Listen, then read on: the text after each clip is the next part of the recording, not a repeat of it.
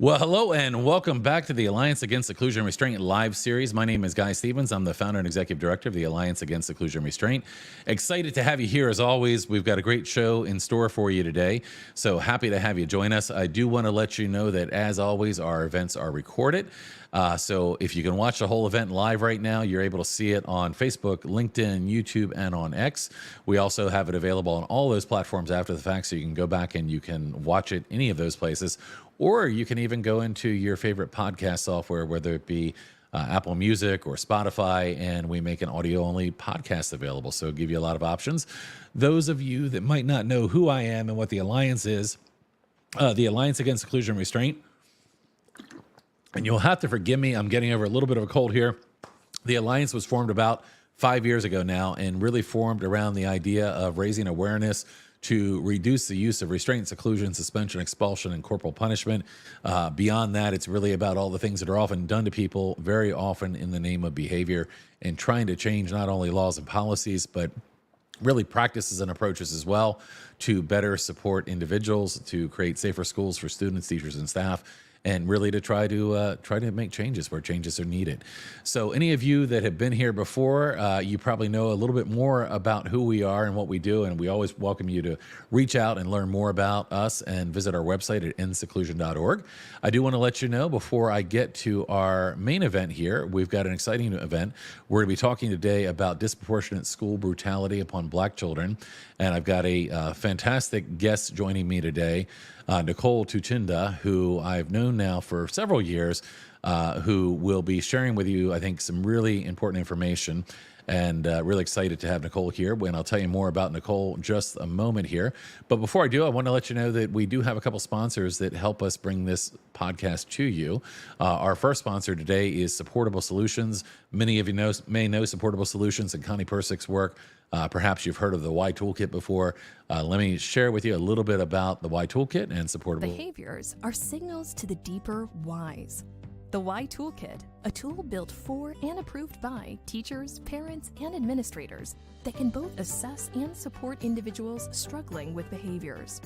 Connie has created a document that turns typical behavioral documents upside down and replaces them with a deep dive into what really matters: how to support each child within a compassionate and relational framework based on their individual differences. The Y Toolkit was found to decrease seclusion and restraint by 21% in a year-long pilot study. That is available now, and I encourage you to go check it out at supportablesolutions.com, the Y Toolkit. Thanks, Supportable Solutions, for their support on our podcast. Also want to mention to you a second sponsor for today's show, and you may have heard me mention this book before. The book is called Without Restraint, How Skiing Saved My Son's Life. It was written by Robert and Ryan Delana. Robert and Ryan is our father and son who share their experience around the use of restraint and seclusion, around the things that were done to Ryan, their son. I'm going to read you a little bit from the insert, the cover here, to tell you a little bit about the book. But Ryan and Robert have been sponsoring our podcast as well, and I really appreciate that. A little bit from the cover here. As a child, Ryan Delana had difficulty controlling his emotional outbursts. This led to placement in therapeutic schools that relied on detrimental methods of behavior modification, such as physical restraints. Nothing helped, from therapy to heavy medication. Then at age 9, Ryan was voluntarily committed to a mental hospital for further evaluation. His parents, Rob and Mary Beth, were counseled to place him in a group home. They refused.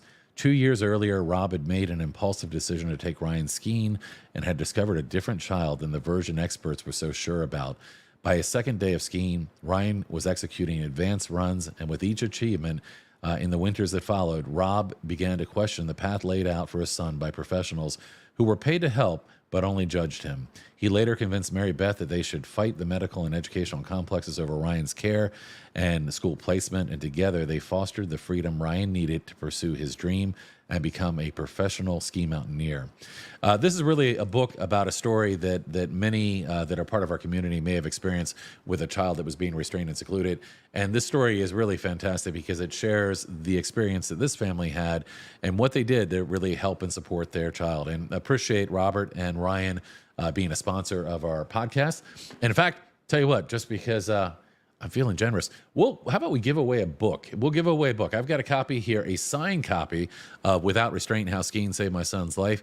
If you leave us a comment here in the chat, if you're interested in a copy of the book, how about I'll give away 1 or 2 books today, leave a comment, and maybe Courtney can touch base with you and get your information, and we can send you a copy of the book. So we'll do that just for something fun today. So thank you again to Robert and Ryan for helping to sponsor and Supportable Solutions. And now let's get moving forward with our special guest today. Really excited to have Nicole with us today. Nicole Tuchinda is someone that I feel like I've known for, oh gosh, actually, if I'm not mistaken here, you were at the first presentation I think I ever gave on the topic of restraint seclusion at the COPA conference like many years ago. And that was the first time I had actually presented on this topic back right before the pandemic hit.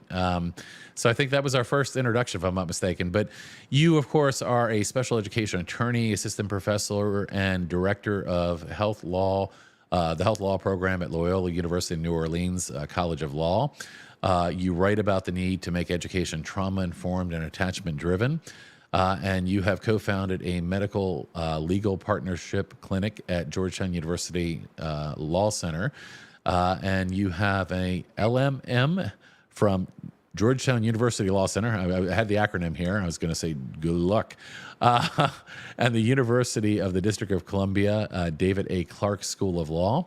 An MD from Johns Hopkins University School of Medicine, and a JD from George Washington University Law School. Talk about credentials. You've got a lot of credentials, but even beyond all the credentials, what I happen to know is you're an amazing person that is really doing critical work to make meaningful change. And I guess really what I mean by that is that you are someone that I've gotten to know that talks about issues that are problems that need to be addressed. And you talk about them very honestly and candidly. And, I think about the last time I saw you present was actually at COPA in San Francisco about a year ago. And I remember your presentation and thinking like, wow. That was really impactful. And so we're really excited to have you here today. Nicole, welcome. And thank you for joining us today.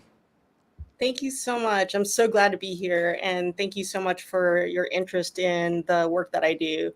I'm so glad to be with all of you and to be talking to you about what I call school brutality. And so I wanted to just share with you some of the research that I've done to highlight just how our kids are often assaulted at schools. Seclusion and restraint are part of it, but so is police brutality and corporal punishment. And sad to say, there are not enough laws that protect children from those things. And the disproportionate impact is upon Black children, kids with disabilities, and kids who have already experienced a high level of trauma. So I'm just really glad that people are interested in this information so that we can try to improve the law and just make schools safer and more effective for everyone. And your work is certainly something that's helping to do that. And of course, I think well that our audience is very aligned with these issues and these problems. Awesome. And I just wanted to share as well that you've contributed to supporting our work in a number of ways, and had even written a no consent letter around the use of restraint seclusion that we now share with people across the country. Awesome. Parents that are looking to kind of, send a signal to the school to say, we don't consent to these things happening. So what I'm going to do here is I'm going to actually, you have a presentation you're going to be sharing. I'm going to bring that up on the screen and I'm going to disappear. But before I disappear, I just want to invite people that are watching live right now. We've got a number of people that have joined on live. If you're watching live right now, you know what to do. We'd love to have you tell us who you are and where you're from in the chat.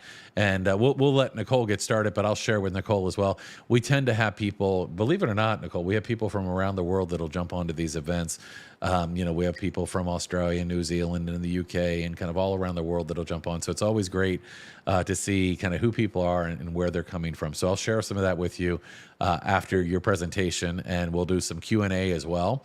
So if you're watching live, you're welcome to put in the chat at any point if you have a question or you have a comment. You're welcome to put that in the chat at any point. We've kind of agreed that we do all the questions at the end just to give Nicole time to kind of run through the presentation. But we can go back through those questions. And behind the scenes, if any of you know Courtney, Courtney is my assistant who is behind the scenes watching this, and we'll keep an eye out for those questions that you asked so that we can try to come back to those as well. So with that, what I'm going to do, Nicole, is I'm going to magically bring your presentation up on the screen, and then I'm going to disappear. But I think I told you that even though I disappeared, I will be just kind of backstage, ready to come up if for any reason you have any need for me. It's just kind of like, you say my name and I'll just appear like a genie and pop out of a bottle. Okay. So, all right. So I'm going to go away, and your slides are now up on the screen, and we'll let you take it away. Thank you so much. Thank you. Should I just advance slides by clicking the? Yeah. Okay, you should be able to either use the arrow keys, or if you want to click the arrow keys often work well when you're doing something like this. So give that a try. And if that doesn't work, I'll pop back up. Okay. Thanks a lot. Yep. Excellent. Appreciate it. Okay. Hi, everyone. So, thanks again. I am actually if you wanted to learn more about this presentation and the research behind it, my article called "The Disproportionate School Brutality Upon Black Children" has actually been published in Kentucky Law Journal in January of this year. And I also have another journal article called "Ending School Brutality," which is published by the Journal of Gender, Race, and Social Justice by William and Mary. So those two articles provide all of the written research on it. But so today I'm basically going to hit the highlights. And so let me just talk to you about how I got interested in this topic at all. Basically, whenever I witnessed the video of George Floyd dying after he was restrained, that video actually reminded me of the things that I saw happening to children in public schools. So as Guy mentioned, I am a special education attorney, and I have spent many hours in public schools. And while especially waiting for IEP meetings to start, individualized educational program meetings to start, I've seen kids treated by teachers and principals in various ways. And one of them was I saw a Black girl in a middle school be dragged down the hallway by a school resource officer by her foot. And every time she tried to get up, she would get dragged more.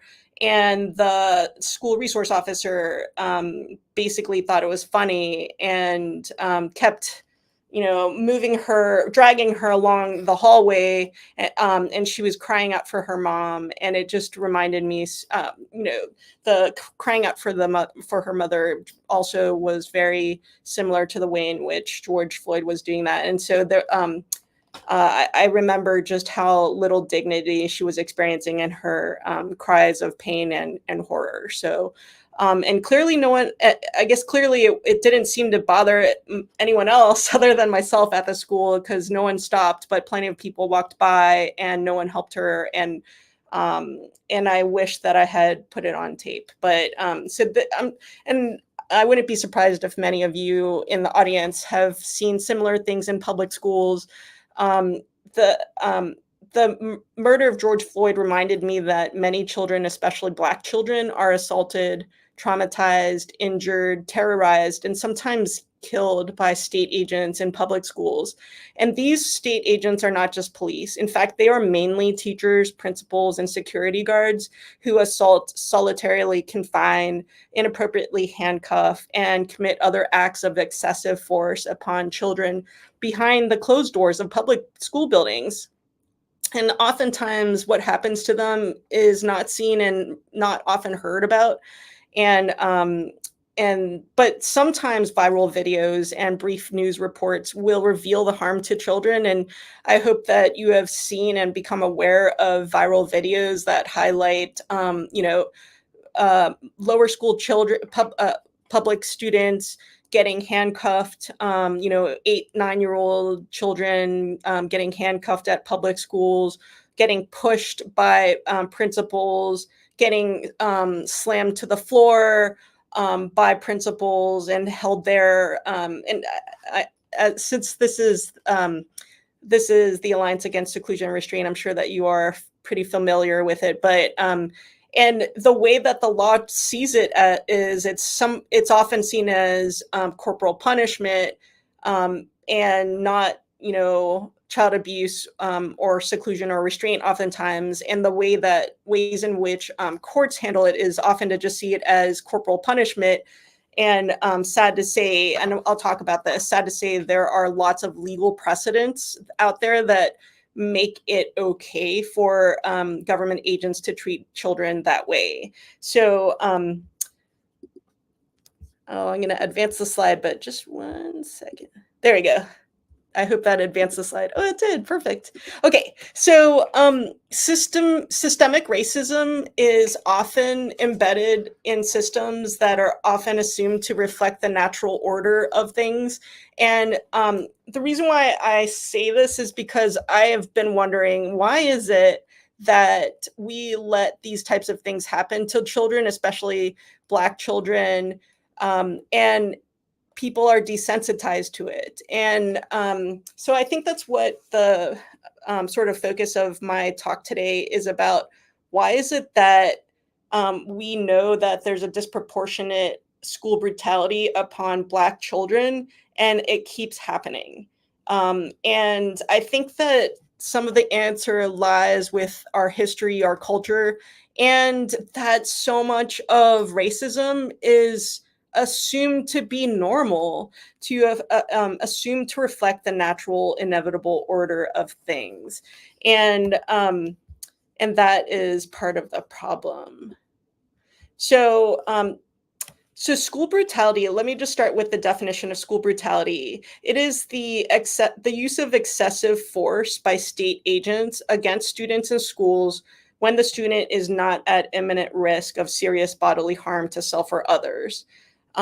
So if a student is at imminent risk of seriously harming themselves or others, I do think that restraint for a very brief time to make sure that people are safe could be appropriate. But any other time, use of physical force by government agents upon students in public schools is not appropriate and is school brutality.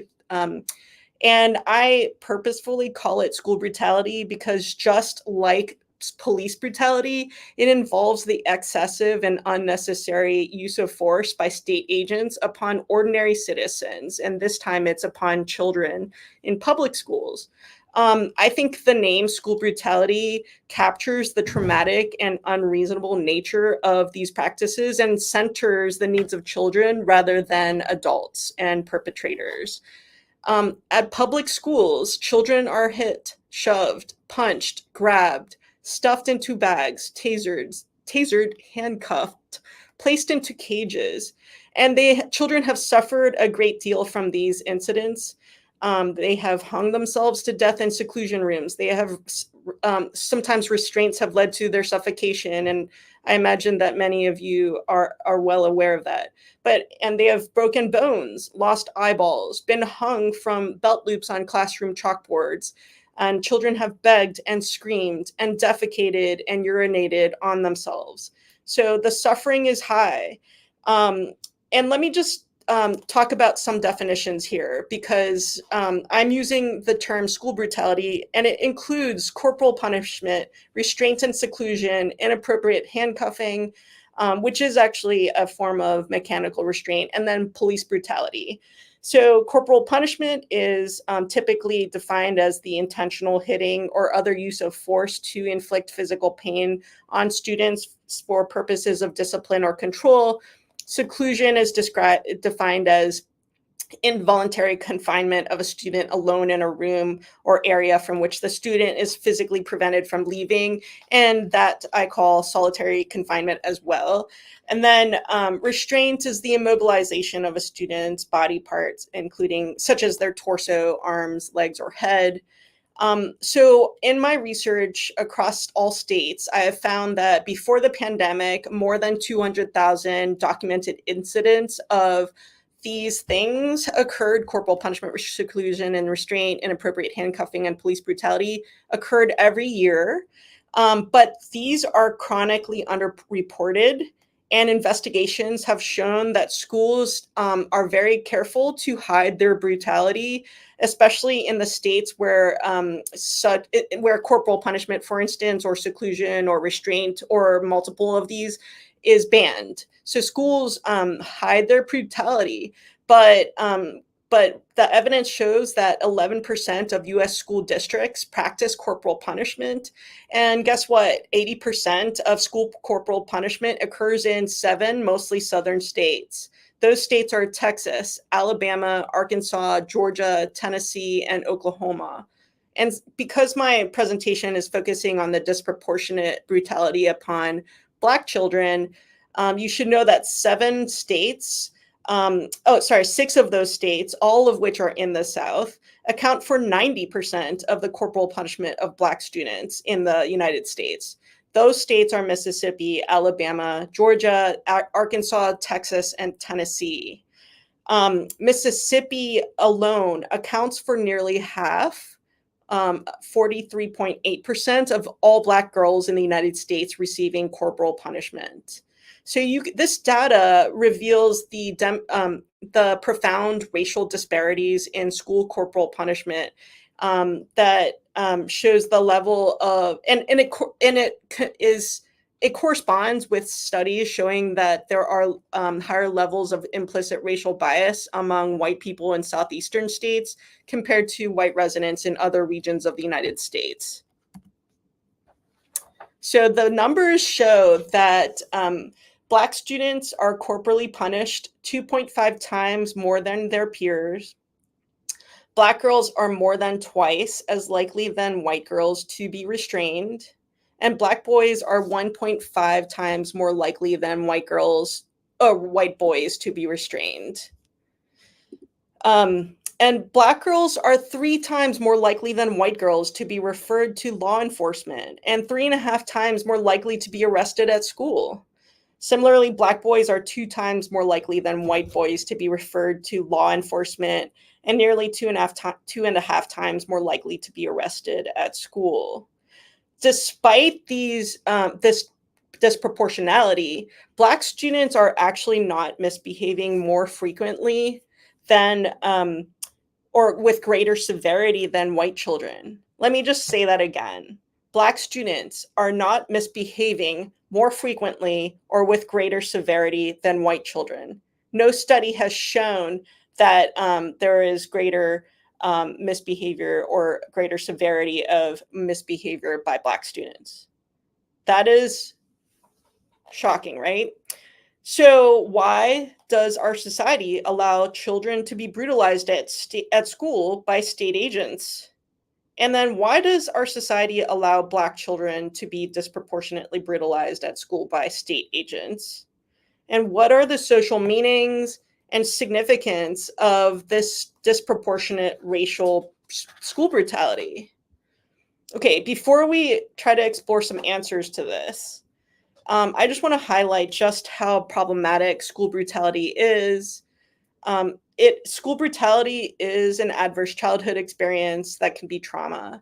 It is a form of community violence, and it is not unlike physical violence against children in their homes. It just happens to occur in schools. And current research and understandings of trauma make it clear that the use of physical force upon children is not reasonable. School brutality is potentially traumatizing, and because it is an adverse childhood experience, the research shows that the more that children experience it, the worse their health, disability, learning, and behavior, and the shorter their lifespan is likely to be. And because that is what the research on ACEs shows. Trauma is adversity that causes long-term harm. And so school brutality is a potentially traumatic form of treatment of children. And it destroys trust and violates children's physical integrity and sense of dignity. And so just to define trauma is any event or experience that overwhelms a person's ability to cope, Typically, it elicits feelings of terror, powerlessness, and out of control physiological arousal. And it also often occurs when a person is faced with intense, frightening events or series of events or a set of circumstances that are physically or emotionally harmful or life-threatening, and it persists without appropriate support and intervention.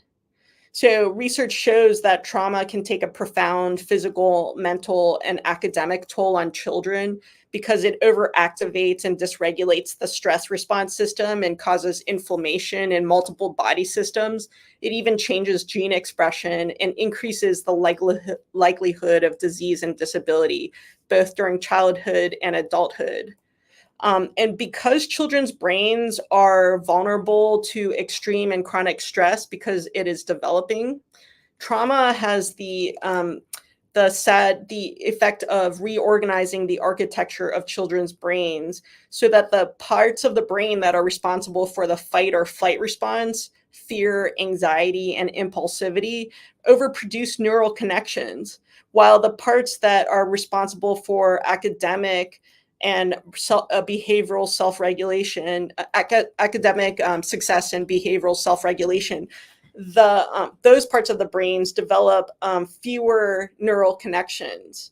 So trauma really sets children up to not to succeed in schools. So as a result, trauma actually increases the likelihood of academic failure, aggressive and disruptive behavior, absenteeism, and disengagement with school, the need for special education, difficulty in forming positive relationships with their peers and adults, and it predisposes children to suspension, expulsion, and arrest and involvement in the juvenile delinquency and criminal justice systems. It also worsens physical and mental health.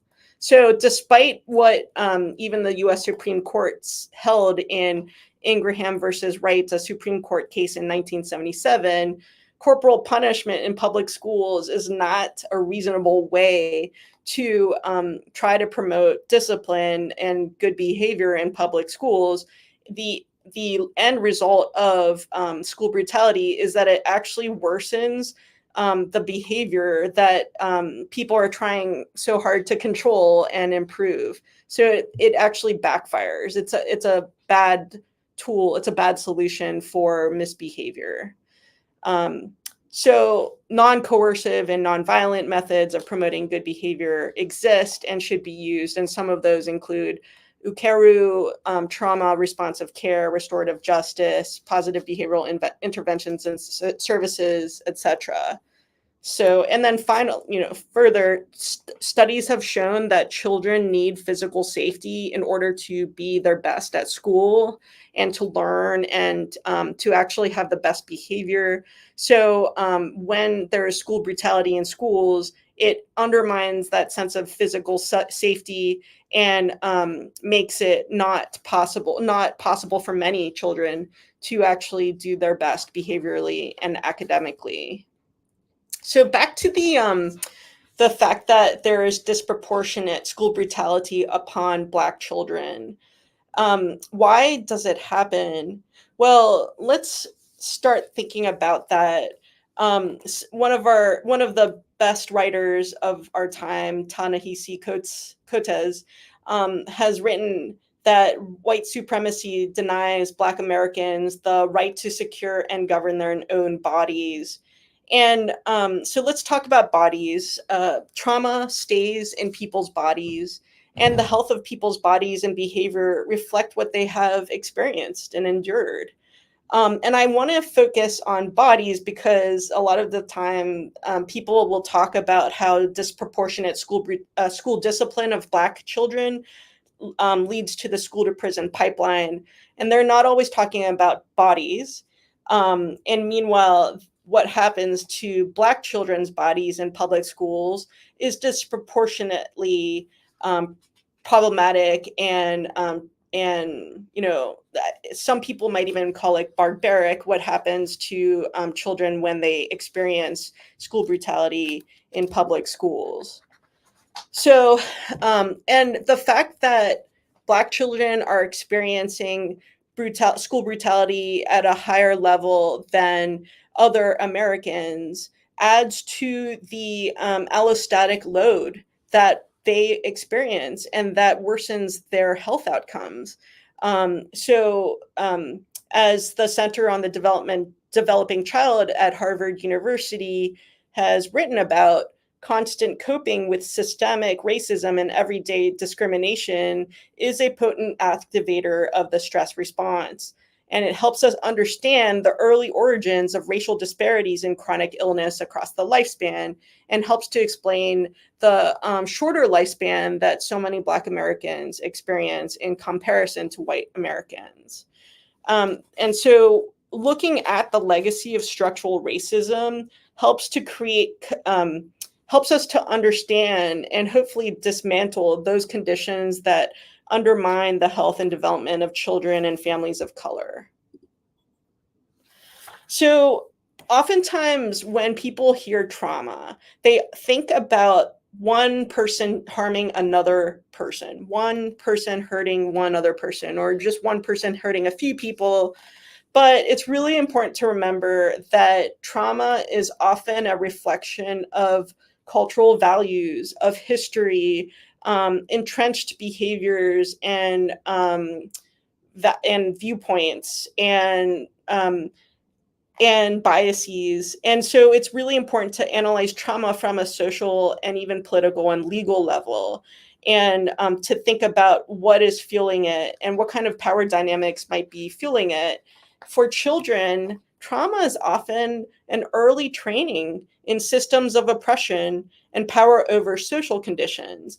And I think that school brutality is an example of this. About 80% of public school teachers are white. And if we have if we have significant disproportionality of school brutality, then what happens is that, and it's at the hands of primarily white educators, is happening is that this could be a training in a system of oppression and power over social conditions, which is problematic.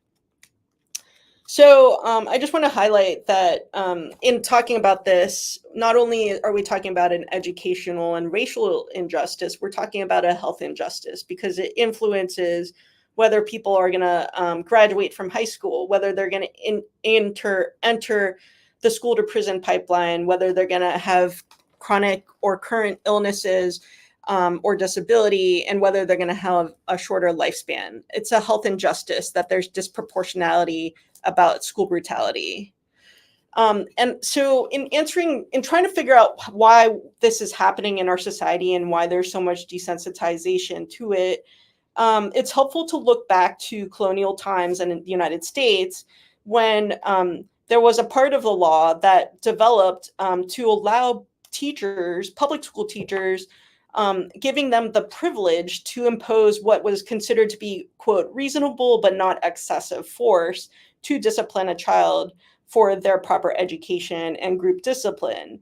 And so traditionally, the use of physical force upon children was seen as a way to educate children and promote group discipline and control of them. And sadly, as I mentioned before, U.S. Supreme Court in Ingram versus Wright held that it's okay to corporally punish children. And some other courts have even said outright, it's okay for teachers to commit a, quote, simple battery upon children as a reasonable way because it was considered a reasonable way to educate children and instill group discipline. But as I described earlier, the recent science on trauma shows that corporal punishment is not a reasonable way to educate and discipline children, and it should be ended. So this privilege needs to end.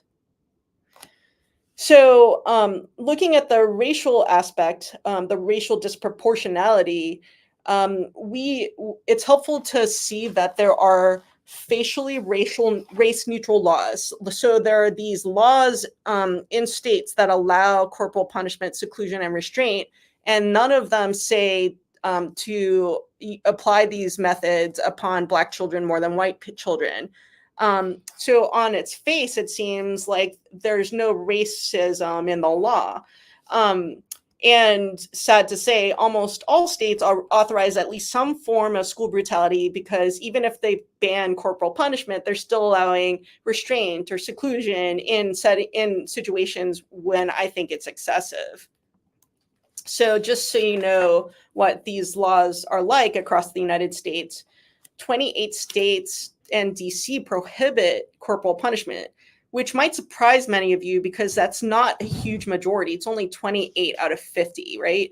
So, and we're in 2023, and we know we have a lot of science that says corporal punishment is not good for behavior and health. But nonetheless, this is a result of our electoral process. Okay, so there are actually 15 states that explicitly permit school employees to use corporal punishment, and even some of them provide immunity from tort lawsuits, against tort lawsuit liability for it. Okay, and then some states just don't even address it. And then in terms of seclusion and restraint, most states do have seclusion and restraint laws. Only 4 states do not.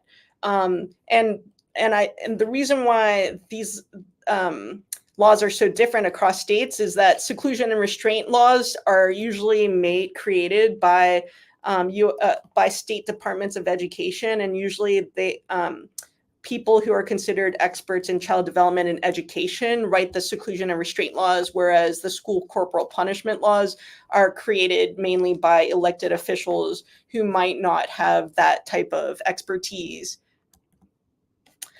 And if we were to look at the law too, sad to say, there are few legal structures that protect children, Black children, from discriminatory school discipline. And even Title VI of the Civil Rights Act does little to stop discriminatory school brutality upon Black children. And the constitutional law does not sufficiently support claims of discriminatory school brutality by children and parents. Federal agencies also are not sufficiently resourced to stop disproportionate school brutality. And sad to say, even the Office of Civil Rights at the U.S. Department of Education has not prioritized bringing lawsuits to stop the disproportionate corporal punishment, seclusion, or restraint of Black children. I'm not going to delve too much in this because this is just a lot of technical details and observations about the law, but I just want to highlight that the Title VI of the Civil Rights Act of 1964 doesn't allow individual parents to make claims that a state is disproportionately applying school discipline practices to Black children. Only federal agencies can bring those types of lawsuits, which is really sad. And there has been criticism of the standard of this flaw of the law. And for instance, Philip Atiba Goff said, if our definition of racism cares more about proving the intentions of abusers, because that's what it ends up resulting in, that if you want to bring a lawsuit, you're going to have to prove that there was intentional discrimination as opposed to just differences in treatment between Black and white kids, then, and he says, if we care more about the intentions of abusers more than the harms to the abused, that itself is racist. And we need to change the definition of racism from attitudes to actual behaviors, the treatment of Black children compared to white children. If we focus on that, we're able to solve the problem. But if you want more details on the legal analysis, I recommend that you read the articles that I mentioned earlier. Okay, so I wanted to talk to you about the history that is often unknown, forgotten, or denied in our country right now, because I think that the disproportionate school brutality upon Black children is a result of the history. It's a legacy of slavery. And the reason is because legalized violence and fear of such violence have been the principal tools by which white supremacists over time have subordinated and controlled Black people during slavery, and then after slavery in the Jim Crow era. And that it also those were the tools also that prevented social change during desegregation of public schools. And just to highlight that, and I do detail a lot of this in my article, but I just want to highlight that during slavery, enslaved children were denied basic rights and dignity, and fear of physical punishment was the primary method by which enslavers wielded power over enslaved children. So enslaved children were often the majority of the enslaved people during slavery, especially because so many children were brought over to the United States during the Middle Passage.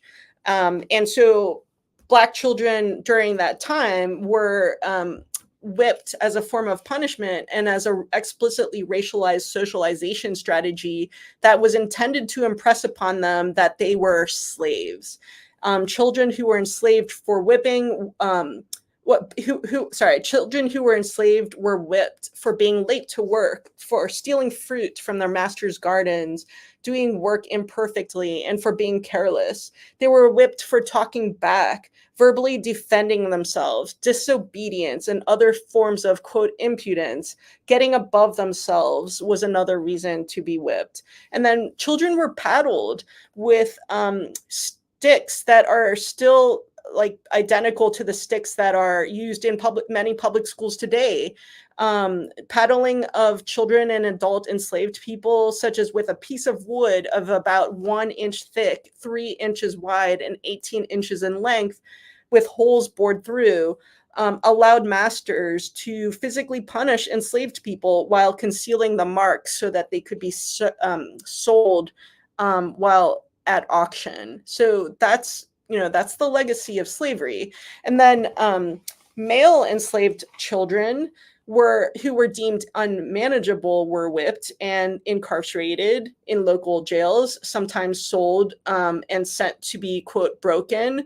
And so they were sent to these people who were supposed to, quote, break them, and they were treated severely and often murdered.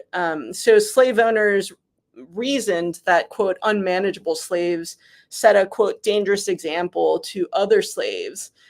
And then the sad thing is that the law supported that kind of violence, as held by the Supreme Court of Arkansas in 1854. Not only could slave owners use physical force against a rebellious slave, but a third party could use, quote, whatever physical force was needed to in order to, quote, bring them within the pale of subordination. And then in other states, the highest courts have held that it is necessary for enslaved people to be obedient to their masters, and that masters could do anything, even murder, in order to ensure that there was obedience. So reading and writing during slavery was seen as dangerous and was violently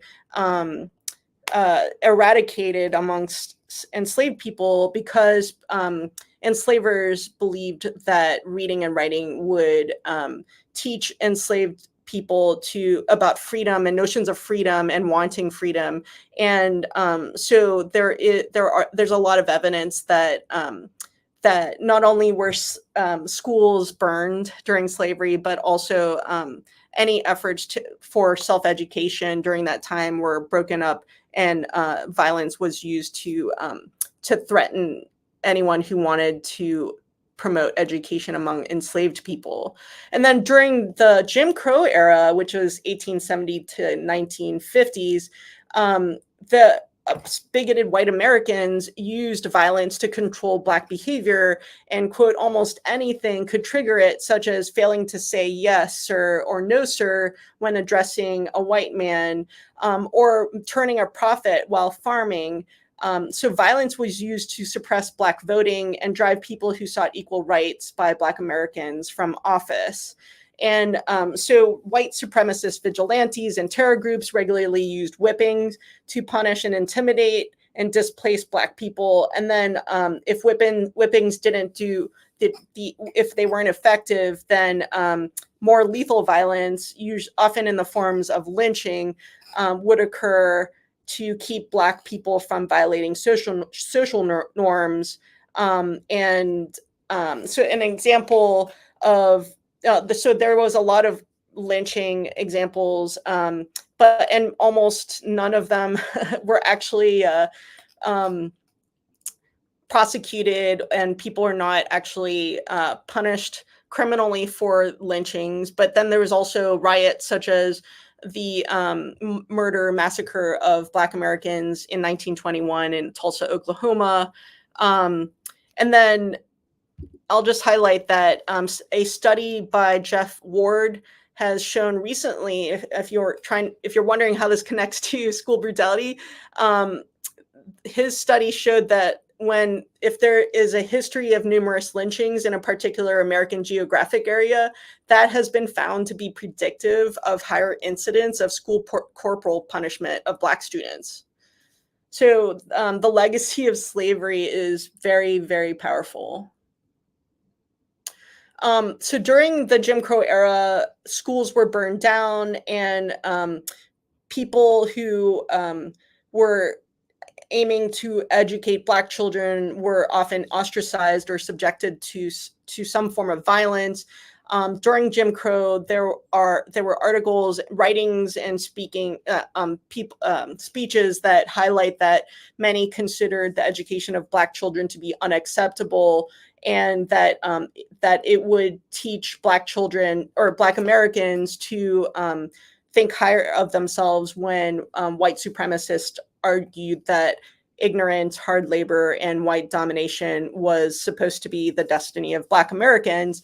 And the goal was to keep Black Americans in a lower situation, and to look at to the judgment of white people to operate in society. And so there was a lot of fear that educating Black Americans would destabilize society, and that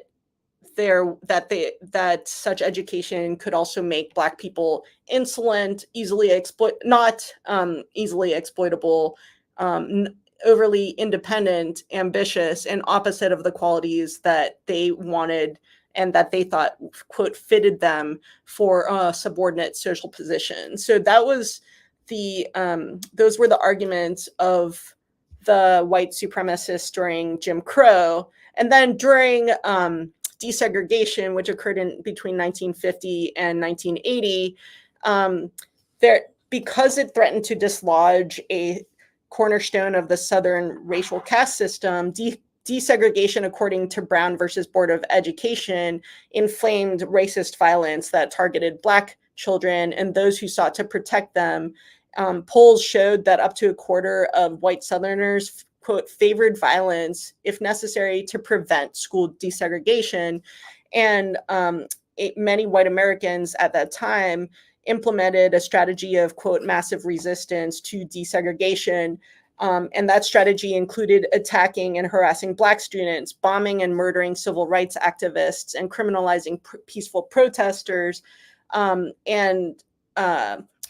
we saw that when many Black children walked into high schools and middle schools that were desegregating, many of them were either physically attacked or were told that they were going to be killed or that they needed to die. In particular, I went and visited Central High School in Little Rock, Arkansas, and did research there. When Elizabeth Eckerd in 1957, she was 15 years old, when she walked into the Little Rock Central High School building, white protesters chanted, "Kill her." And shortly after, when she and 8 other Black children sat in the principal's office waiting to attend class, a writer asked a school vice principal to send one of them out so that they could be lynched They're like, just send one. That's all we need. And lots of books show that white children regularly harassed and assaulted the children, such as by spitting on them, shooting acid at them from water guns, throwing, another kid got a bag of padlocks thrown at them. And often the perpetrators would not get any school discipline, but if the Black children responded in any way that wasn't, just allowing it to happen, that wasn't just acceptance, they often got disciplined at school. So there is a strong history that is so recent that where the use of violence and the threat of it has been used to attempt to keep Black children from getting the education that they need. So I say all of this to just highlight or to bring to attention the history that is likely underlying so much of the disproportionate school brutality. As Ai-jen Poo has said, the events that cause trauma are deeply rooted in our culture and society, reinforced by a set of beliefs, norms, and policies that are structural and hierarchical in nature. And also another researcher, Michael Dumas, said that since slavery, there really hasn't been a break to the use of violence to intimidate and to exclude Black children from things like education. And he says, there's no clear historical moment in which there was a break between slavery and acknowledgement of Black citizenship and humanness, nor is there any indication of a clear disruption of the technologies of violence, that is, the institutional structures and social processes that maintain Black subjugation.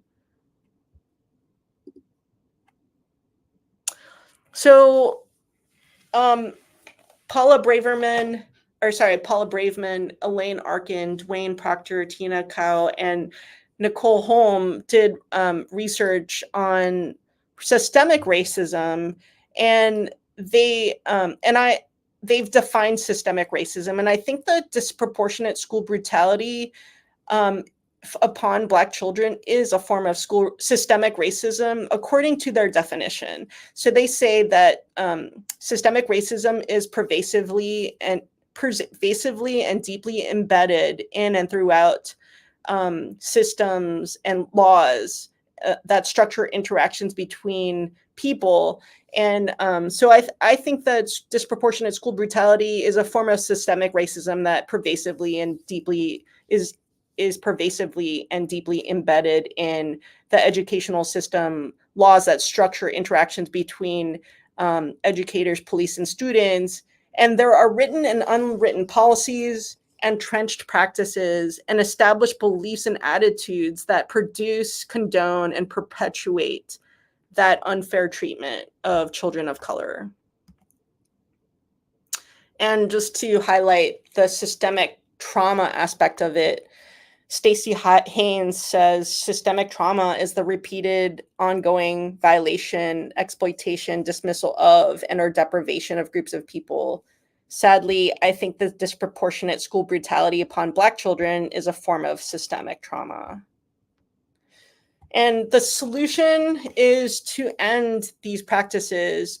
While I would love to believe that Americans could get good at treating Black and white children the same with equality, I think it's more realistic to make it inappropriate and illegal to use any form of school brutality upon public school students, whether they're white or Black. I think that's easier than it is to try to eradicate the entrenched bias and the fact that violence is still used as a tool to control and subordinate in our country. And so I think if we can try to get rid of the tool, at least that can diminish the fact that the likelihood that Black kids are going to get beat up in schools by adults.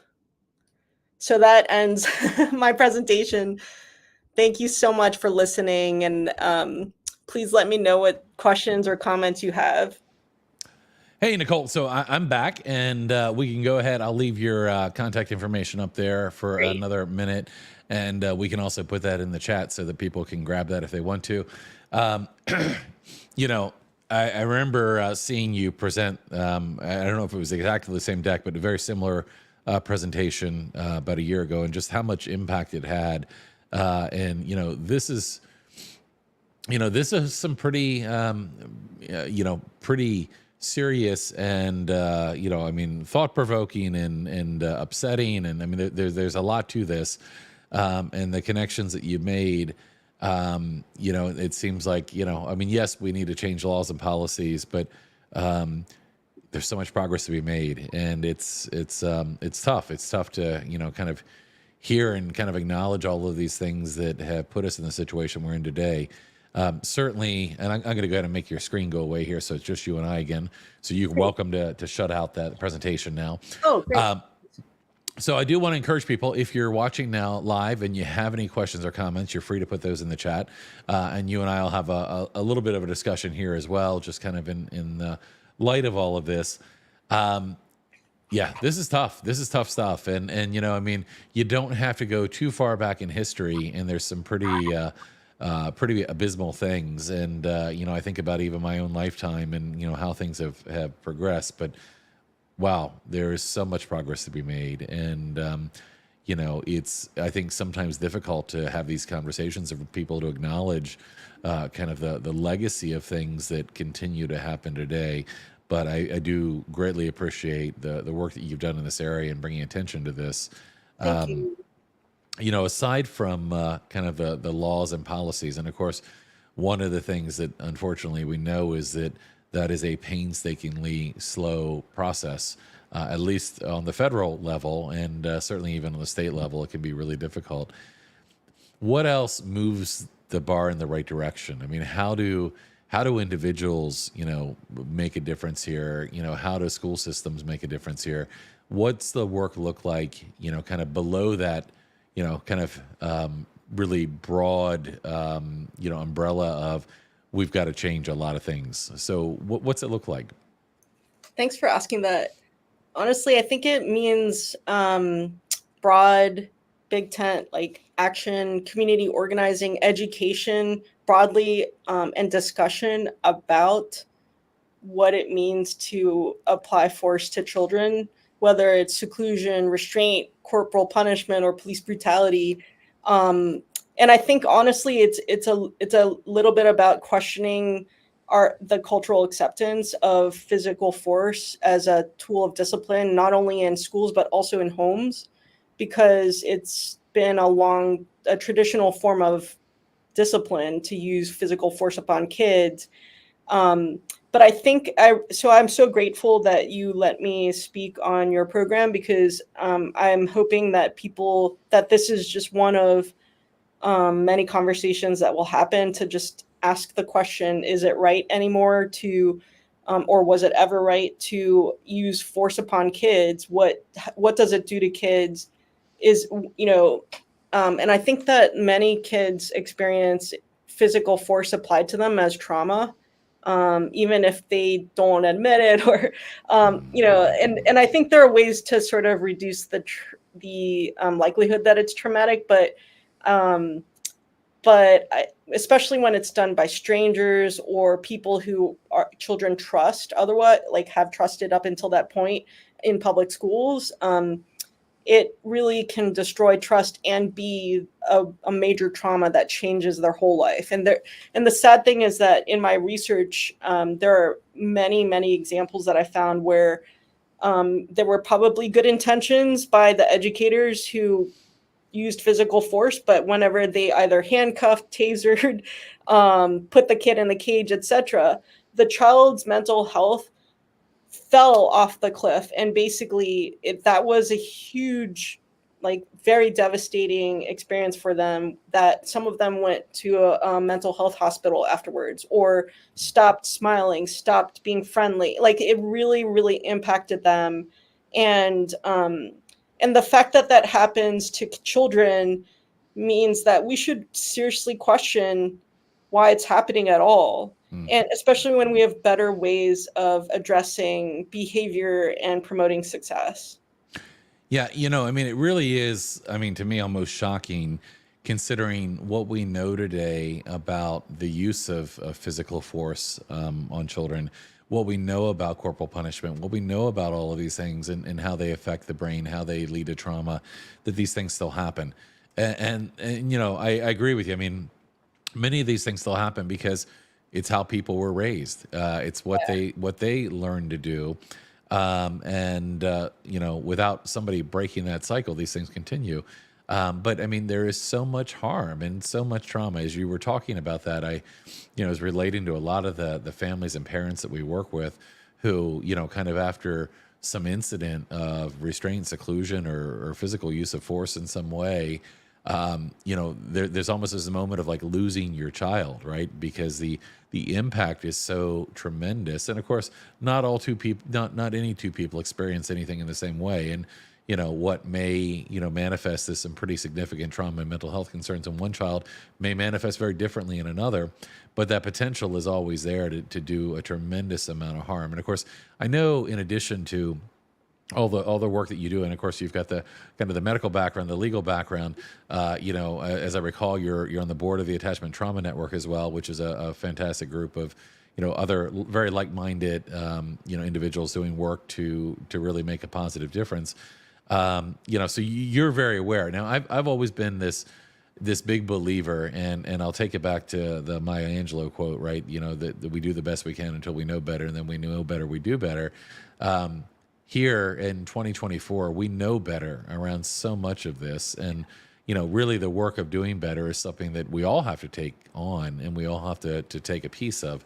But that is, it's such a hard shift for people to make, and even just the acknowledgement. And that's one of the things that struck me about your presentation before. I don't know that I had connected all of the dots. And as you began to talk about kind of the connections with slavery and the many things that were being done and the laws at the time, it has a tremendous impact. So, I mean, there's so much progress to be made. I want to ask you, and of course, we've talked about kind of before when we look at things like restraint, seclusion, suspension, expulsion, corporal punishment, as you've shared, and as I think a lot of people that are part of our community know, these things are often disproportionate when it comes to children with disabilities, Black and brown children, kids with a trauma history. More often than not, we're seeing things like restraint and seclusion on very young children. And of course, we know the outcome of all of that, right? You create an environment that's not safe, that's not welcoming, that's not that one that a kid feels safe in. Eventually, they're going to be fearful. They're going to resist. They may become disengaged. They may drop out. They may end up kind of moving down that school to prison pipeline. So we know the impact that this has, and we know again, that there are some that are far more likely to have these things done to them than others. You've talked in a lot of detail and made a lot of connections with relation to the disproportionality with Black students. When it comes to disability, of course, this is something else we see. And I don't know if that's something you've dug into as deeply in terms of the research, but, I think that the way that individuals with disabilities are treated and have been treated for quite some time, and again, as you begin to, kind of string these factors together. So what can you talk about in terms of, disability and what we see in that area as well? Yeah, thanks so much for asking. So I have found that children with disabilities are corporally punished twice as much as children without disabilities. And by disabilities, I mean that they've been identified as having a disability and are getting services under an individualized educational program, IEP. And so I think there needs to be work done to try to figure out what is behind that. And I think that there are, I don't think that teachers feel prepared. I don't think they receive much training on how to detect disability and how to understand how disability impacts a child's learning and behavior. And so I think there's the risk that many teachers are very negatively judging children with disabilities and not recognizing that maybe the child is actually doing their best. But teachers get frustrated with them because they're not, either meeting behavioral expectations, or they're not actually making progress the way they should, and maybe they're disruptive. And children can easily get labels like troublemaker, or other labels that can make them targets for physical force. And people who are not trained or knowledgeable about disability can just use a traditional form of punishment, and often that uses force as a way they think to stop the bad behavior and to make an improvement in the situation. But especially when disability is coming from trauma, which oftentimes it is, that kind of response is just going to make it worse. And in terms of the child's behavior, and also it can really destroy the child's trust and ability to go to school. A lot of children who experience those things end up having, attendance problems, chronic attendance problems, because they no longer trust that they'll be safe in school. Yeah. And so it's really hard. By the way, one thing that I want to just point out to in terms of solutions is that even if a state hasn't banned a practice like corporal punishment, local communities and school districts themselves can. So they can basically say the law permits us to use a form of school brutality, but we're not going to do it. And so I think local resistance, local efforts to treat children with justice are doable and have worked. And so it's really about what each school, especially the administration and educators, decide. If they decide that they're going to treat children in a trauma-informed, nonviolent manner, that's the change that we need, honestly. Yeah. Well, it's funny because, one of the things that I believe, based on the work that we've been doing here at the Alliance and the work that, I started when I started the organization, was that we need to continue to come at this from multiple directions. We need to come at it from a very local direction, from a state level direction, from a federal direction. We need to push. I mean, wouldn't it be great to have federal law tomorrow that outlaws the use of corporal punishment and, prone restraint and seclusion and other things? Absolutely. But those things are not things that happen quickly by any means.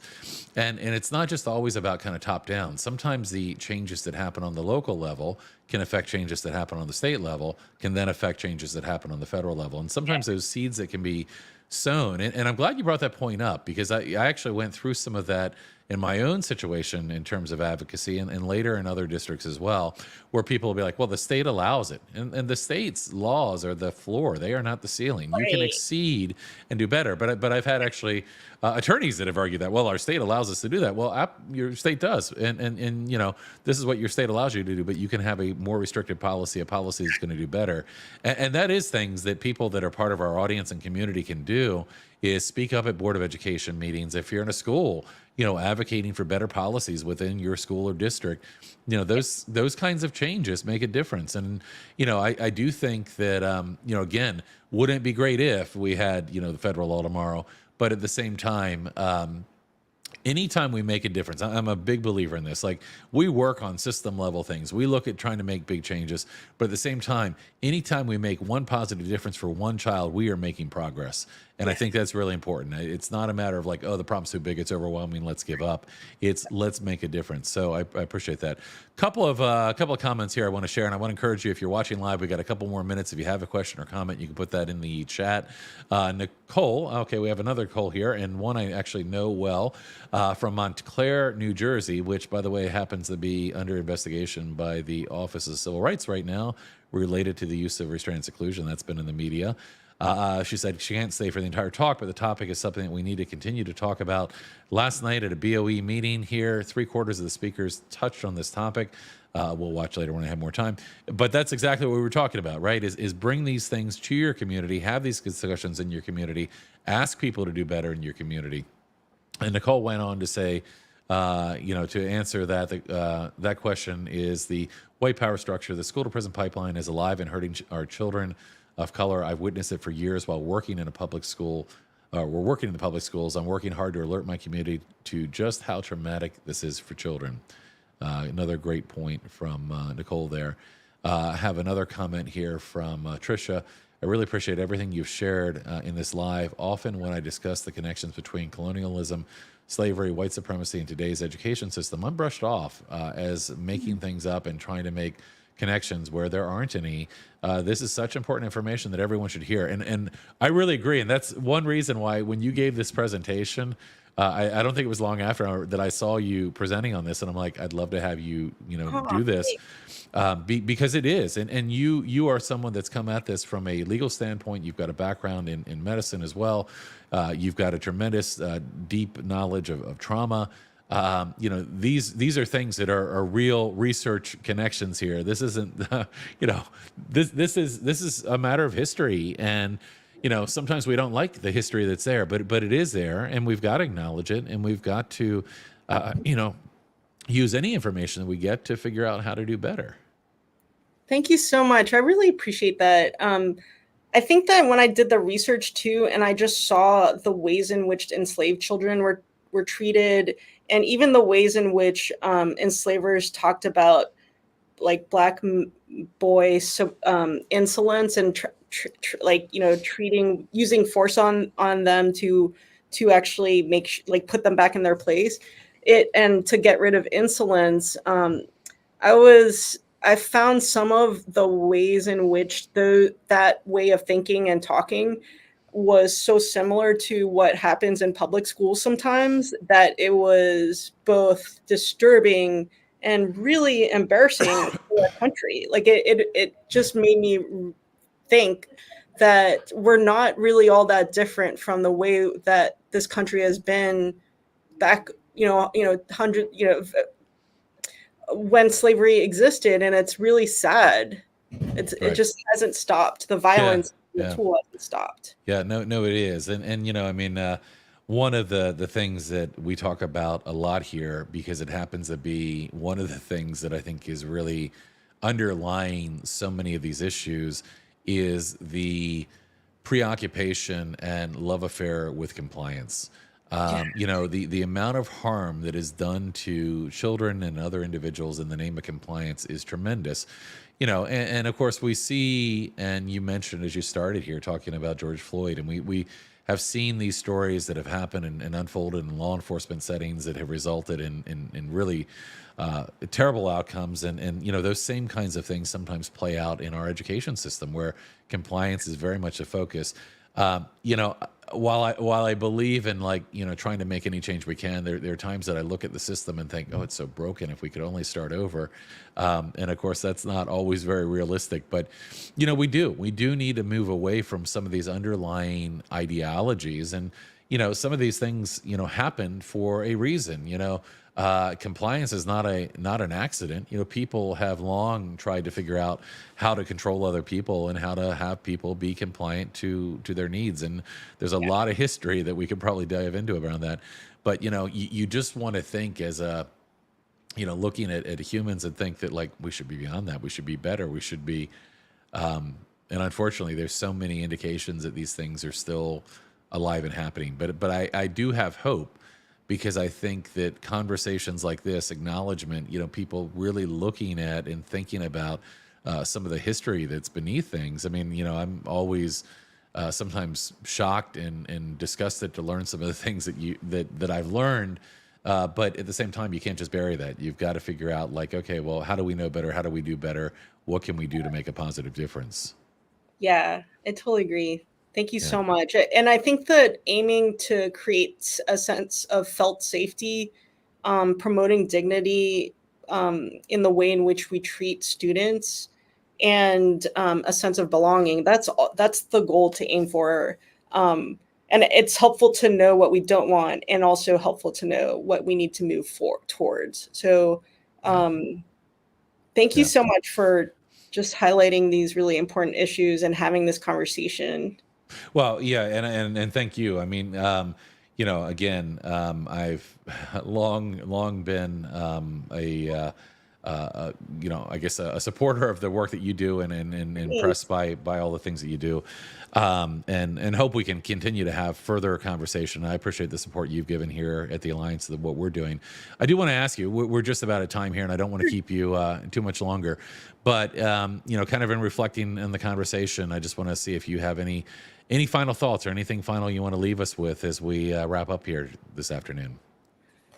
I guess I would just highlight that, even when it's hard, like in our political atmosphere right now, it's really hard to talk about racism or talk about history of slavery, and it's hard to talk about our divisions, but it's still really vital to talk about those things and to face our history with the courage to even look at the really ugly things that have happened, and to try to learn from it and see if we can find ways to stop, perpetuating old dynamics, and to question the entrenched beliefs or values that continue inequity in our school discipline system. And if I really am optimistic, despite how dark the content of what I was discussing is.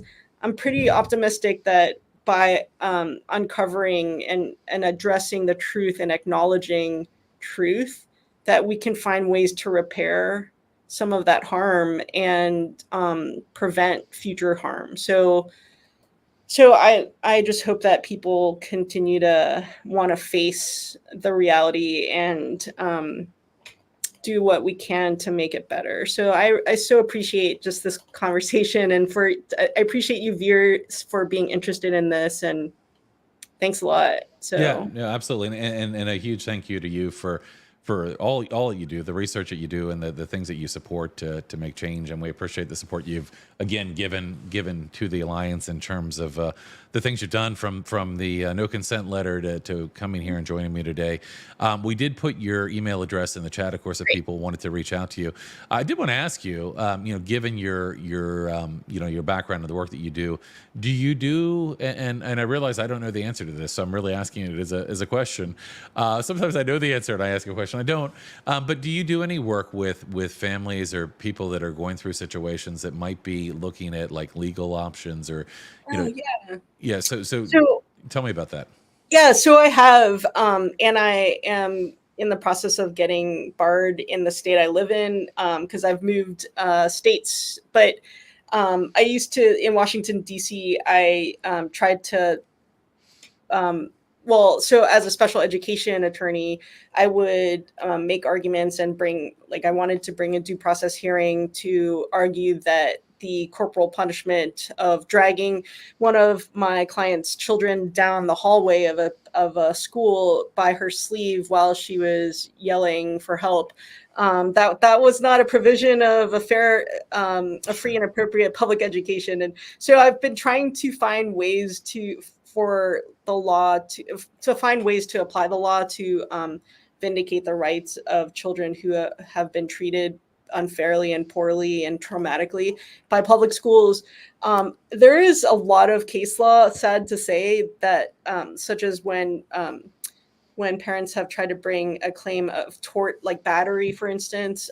There's an overwhelming amount of case law that is pretty bad, that shows that that is extremely hard for parents to win a claim that the school abused or basically committed a tort that they have to be liable for upon their children.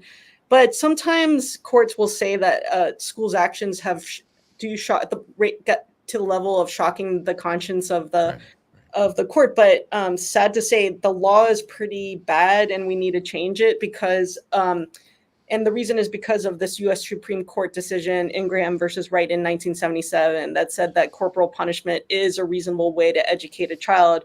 And it's not at all rooted in the science. It's not at all rooted in being informed about trauma, for instance. And so I really hope that we get rid of, that we change that precedent. And moreover, I just hope that states, make law that is consistent with the science and what we know of child development, so that they decide to ban those types of practices in states. So Yeah, we no, really, I agree. I agree. It's no longer okay to say, well, these things were done to me, so they're okay, right? Look at me. I turned out okay, despite the right, fact that these things were done to me. That's just not okay. But we often see that as kind of a mentality, like, well, yeah, yeah. They're terrible things, but I'm okay. And the truth is that very often we're not. We're not okay. right. So anyway, listen, this has been a great conversation. I want to thank you for joining us. I want to thank the audience that's been with us throughout this conversation. Of course, this will be available on YouTube, LinkedIn, Facebook, and X for people to go on and watch. And we'll have the podcast version available probably in the next few days. So thank you again, Nicole. You can hang on for a second. We'll say goodbye to everybody else. Thank you, everybody, for joining us today. And we will see you again in 2 weeks. Thanks.